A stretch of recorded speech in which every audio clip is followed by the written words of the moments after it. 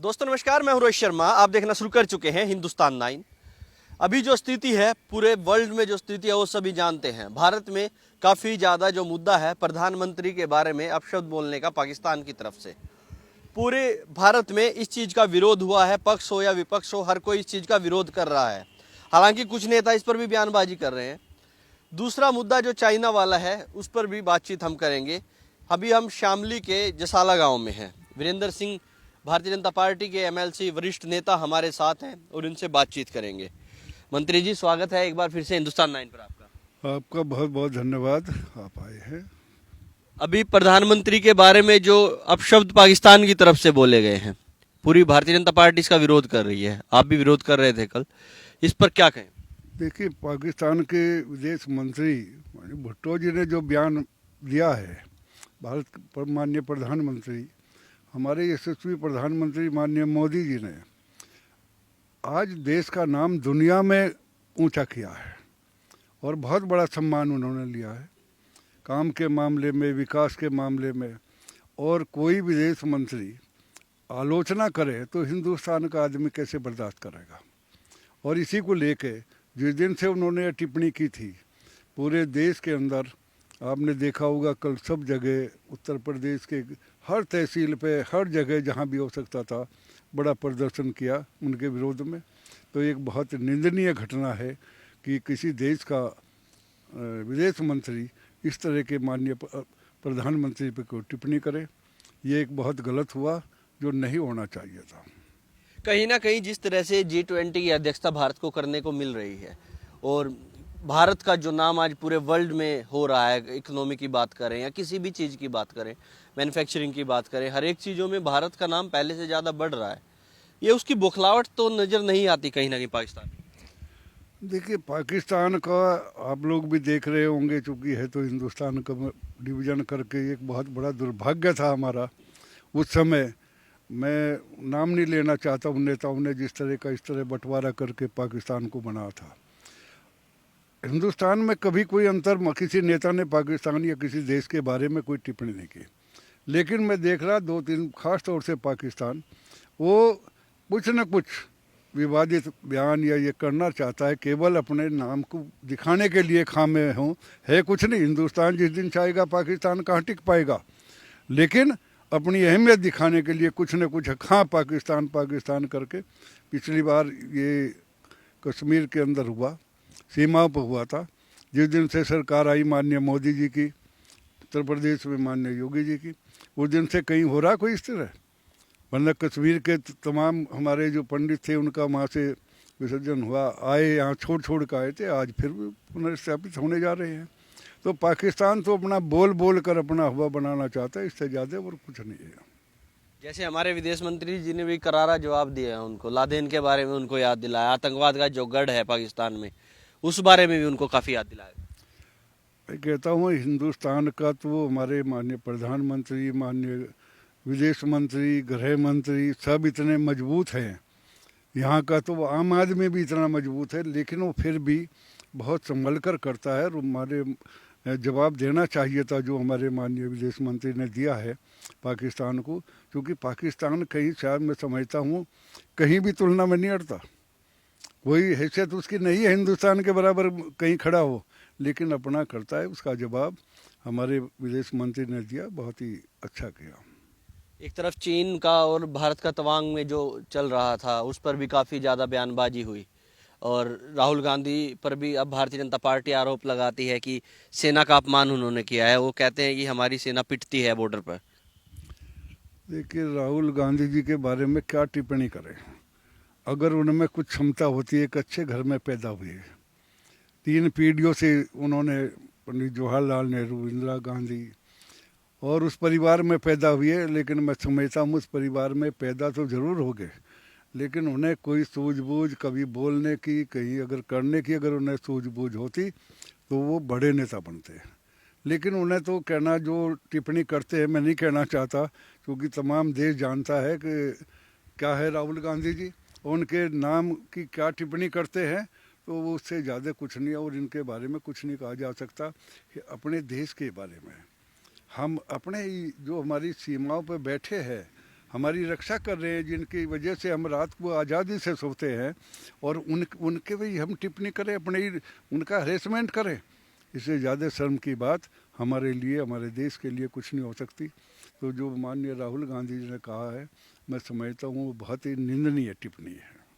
कहीं ना कहीं देखिए, राहुल गांधी भारत जोड़ो यात्रा भी कर रहे हैं, और सपना तो भारत जोड़ो यात्रा के पीछे प्रधानमंत्री बनने का है कि प्रधानमंत्री बने या फिर कांग्रेस पार्टी को कैसे सत्ता में लाए, और आप कह रहे हैं उनमें सूझबूझ नहीं है। सपना तो बहुत दूर नहीं। माननीय मोदी जी जिस मुकाम पर भारतीय जनता पार्टी पहुंच गई है, और जो शाखा ज़मीन में जिस तरह चली गई भारतीय जनता पार्टी की इस देश में, अभी चुनाव आएंगे 2024 में, मैं समझता हूँ कहीं कोई टिकने वाला भी नहीं है। हम व्यक्तिगत हो सकता है कहीं प्रदेश में कोई वो करे, किसी की छवि अच्छी है, कोई बात कर दे, लेकिन जब देश का मामला आएगा तो पूरा देश माननीय मोदी जी को एक तरफा चुनाव जिताकर भारतीय जनता पार्टी की बहुमत से सरकार बनाएगा। राहुल गांधी तो खुद ही लड़के देख लियो जो कहीं से बच जाए, उनकी हैसियत नहीं है। हैसियत नहीं है। अभी अगर हम बातचीत करें, नगर निकाय के चुनाव भी आने वाले हैं, कभी भी अधिसूचना जारी हो सकती है, 20 तारीख के बाद शायद अधिसूचना हो जाएगी। और अभी अभी हाल ही में पड़ोस में ही बिल्कुल पीछे खतौली में भारतीय जनता पार्टी बड़े बुरे तरीके से चुनाव हार चुकी है। उधर मैनपुरी में चुनाव हार गई है, और रामपुर की भी बात करें तो बहुत कम वोट प्रतिशत रहा, तो शायद एक तुक्का मैं कहूँगा लग गया है, वहाँ से जीत की तरफ भारतीय जनता पार्टी चली गई है।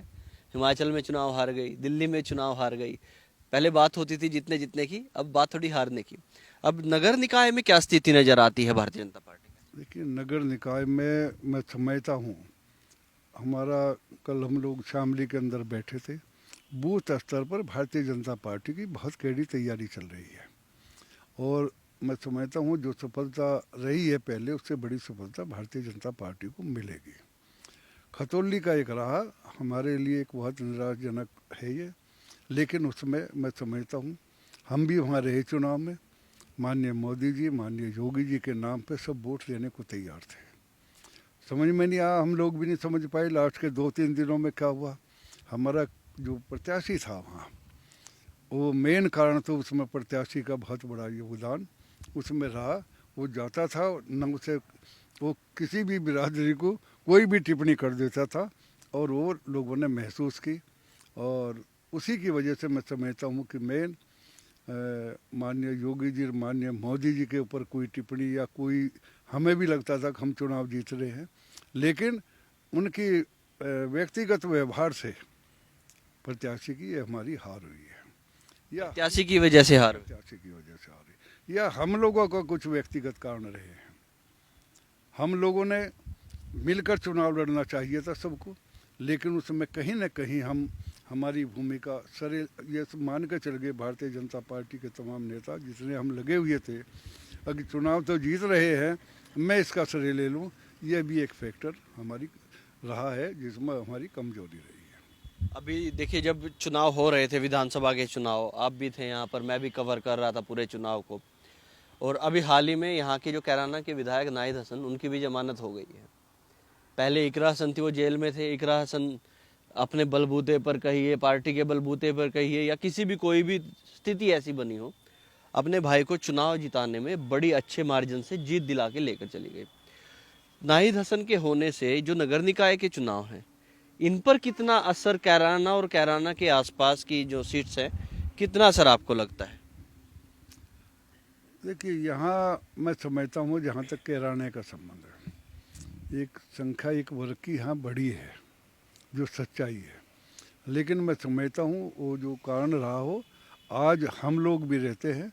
कैराना भी मेरा अपना मानना है, कैराना हो, शामली, थाना भवन, पिछली बार जो गड़बड़ हुई, लेकिन इस बार आगे मैं भारतीय जनता पार्टी यहाँ से बड़ी भारी बहुमत से चुनाव जीतेगी। लोग महसूस कर रहे हैं गलती, उस समय गलती कारण कुछ भी रहा हो, डिवीजन रहा हो, कोई फैक्टर रहे हैं, या लापरवाही, या हमारे भारतीय जनता पार्टी पे कहीं कोई दिक्कत नहीं, अगर कहीं कमी आती है तो प्रत्याशी के ऊपर आती है, प्रत्याशी के निजी तरीकों से, तौर तरीकों से। हाँ, वही हुआ था हमारे शामली के अंदर भी, जो हार हुई कारण कोई कुछ भी बताए, अगर हार यहाँ हुई थी तो हमारे प्रत्याशियों की हार हुई थी, पार्टी की या कहीं कोई उंगली रखने की जगह नहीं थी। आप देख रहे हैं कितना विकास, कानून व्यवस्था, आप कहीं भी बात करो, किसी गांव में किसी वर्ग से बात करो, किसी व्यक्ति से बात करो समुदाय के, वही करता है, भारतीय योगी जी की तारीफ करता है। कहीं ना कहीं जो मुस्लिम वोटर हैं उनको पार्टी क्यों रिझा नहीं पा रही है, क्यों उनको अपनी तरफ आकर्षित नहीं कर पा रही है? अगर होते भी हैं तो कहीं ना कहीं कोई बयानबाजी आ जाती है, जैसे हाल ही में योगी जी का भी एक बयान आया था, एक वर्ग की जनसंख्या ज़्यादा बढ़ रही है, और सीधा सीधा तो नहीं कहा था, लेकिन मान लीजिए सबने समझा भी है और माना भी है, जो लोग समझते हैं राजनीति को। मुसलमानों की इतनी दूरी कैसे बनी रहती है? उसमें थोड़ा सा हमारा एक रहा, मैं चूँकि अब शुरुआत हुई है, आपने देखा होगा रामपुर में 60% मुस्लिम है, लेकिन वहाँ एक शुरुआत की है, वहाँ के एक मुस्लिम नेता ने पार्टी ज्वाइन की और वहाँ हमने जीत हासिल की। यहाँ भी हमें इस पर विचार करना पड़ेगा कि हमें नगर निकाय में भी जो पार्टी की सोच है, हम मुस्लिम वर्ग को कहीं न कहीं जोड़े। और आप देख रहे होंगे रामपुर में पसमानदा समाज की पंचायत हुई, नगर निकाय में भी पार्टी का प्रोग्राम है कि हम बड़े बड़े शहरों के अंदर जितने हमारे नगर निकाय के चुनाव है उनमें पसमानदा समाज की मीटिंग करेंगे। ये पार्टी की एक सोच आई है कि हम इस समाज के लोगों को जोड़ने का काम करेंगे और कहीं न कहीं 2-4 जगह उन्हें सिंबल भी देने का काम करेंगे। तो आगे जो मुसलमान हैं उनको कहीं ना कहीं पार्टी से टिकट की बात हो या फिर उन्हें जोड़ने की बात की जाएगी। अभी आपने देखा नहीं रामपुर क्यों जीते, वहाँ रामपुर जीतने का एक कारण ये भी है कि वहाँ एक पार्टी के नेता ने, मुस्लिम नेता ने पार्टी ज्वाइन की और मुस्लिम का समर्थन मिला, चुनाव जीत गए। ऐसे ही यहाँ भी समझता हूँ कि पार्टी को ये भी उनकी सोच है, हम पसमानदा समाज की हर नगर निगम में बड़ी बड़ी मीटिंग करेंगे और यहाँ भी मेरा अपना सुझाव है कि कहीं न कहीं मुस्लिम समाज के लोगों को चेयरमैन का कैंडिडेट बनाने का काम भी पार्टी को करना चाहिए। रामपुर में तो एक दूसरा फैक्टर मंत्री जी ये भी तो रहा ना, लोग आरोप लगे पार्टी पर कि लोगों को वोट ही नहीं डालने दिया गया। वहां पर कोई जाता था, कभी आधार कार्ड लेके आइए, आधार ले आए तो वोटर लाइए तो शाम हो जा रही है, उसका वोट ही नहीं डला। अब आरोप तो आपने देखा होगा, पहले जब भारतीय जनता पार्टी जीती कहने लगे ईवीएम में गड़बड़ हुई, एटीएम में गड़बड़ हुई, अब क्या किसी ने नहीं कहा।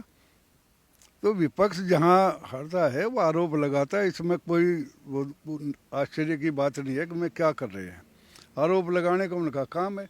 जीत गए तो ठीक है, अब क्या कहीं लिया नाम किसी ने एटीएम का? किसी ने नहीं लिया, वरना हर बार कहते कि ये तो इनकी वजह से जीत गए। चलिए, अभी वीरेंद्र जी से हम बातचीत कर रहे थे और उन सभी चीज़ों पर, बातों पर हमने बात भी की और बखूबी उन्होंने सभी जवाब भी दिए। अब तक के लिए इतना ही। मैं हूं रोहित शर्मा, आप देख रहे हैं हिंदुस्तान 9। जय हिंद।